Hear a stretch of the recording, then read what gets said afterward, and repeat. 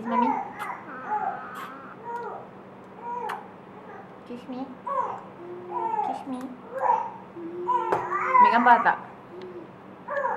Hello guys, so to prep my skin, I'm using Hana Skincare Serum. It's a water-based serum, sangat best. And sunblock from Hana Skincare juga. I bought it from Instagram. And then we're gonna prep our skin using Maybelline Master Prime. I put the full name in the description box below. Then kita akan color correct our dark spots using this orange color from NYX. Sorry, tak sihat sangat, sesama pula. So for foundation, I'm using Maybelline Fit Me. Kalau korang jenis yang nak light makeup, this video or any of my video is not for you. I'm a cakey person, sorry. So kita akan highlight muka kita daripada Maybelline Fit Me juga. But I think this colour is too dark for me. Oh, terkena mata. Sorry guys. Gotta go. Okay, proceed. Kita akan highlight muka kita. And sebiasalah, kita akan blendkan. Blend. And then for the next step, I will contour my skin using NYX palette also. Untuk dapatkan the cheekbones that I don't have, dan juga hidung yang mancung, memandangkan I have a very hidung yang orang kata pesek, orang Jawa kata pesek. I like to contour on my upper lips and my lower lips so that my lips look, Kylie Jenner sort of. Contour dahi and juga kita punya apa orang kata tu, rahang, and blend.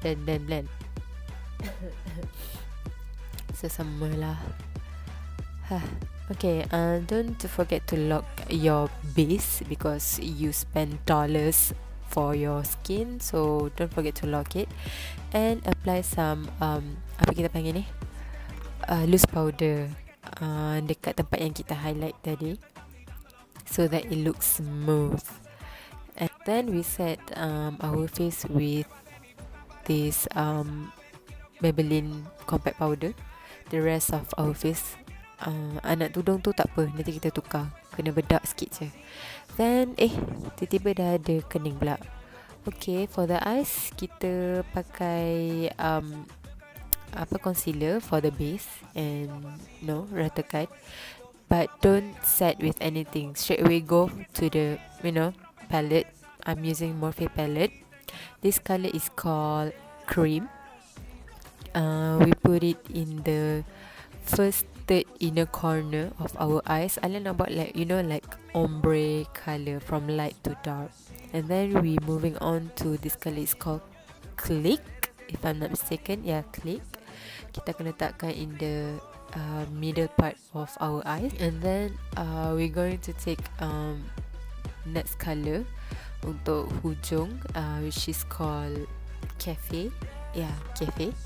Then blendkan all the hard edges until it's fade. Dan lepas tu kita akan letakkan eyeliner macam yang korang biasa letak lah. Mommy's coming.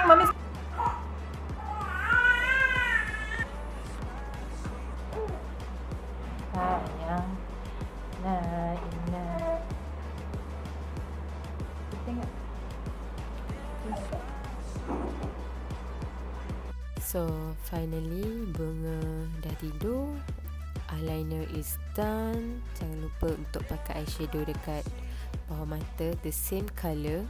I'm using Cafe and Click, and I put some highlight in the inner corner of my eyes. Then we're moving on to mascara. This one is from Catrice. I just bought this one. To be honest, this is not my favorite. Ada je mascara Catrice yang lain when I think it's quite good, but this one not really my favorite. Then kita akan bronze. As usual, I'm using from Essence. This is the only bronzer that I have, so kita guna je apa yang ada ya. Next, blusher. I'm not really a pinkish blusher, But this one from Siki Girl is quite nice. Dia ada shimmer sikit. And yeah. Then moving on to lipstick, I'm using the one from Mary Kay. I like this colour sebab dia like soft pink. And I'm using Sephora Beauty Amplifier untuk setkan all these things so that boleh tahan apa-apa je lah. And here we go. I hope you guys enjoy it. So, bye.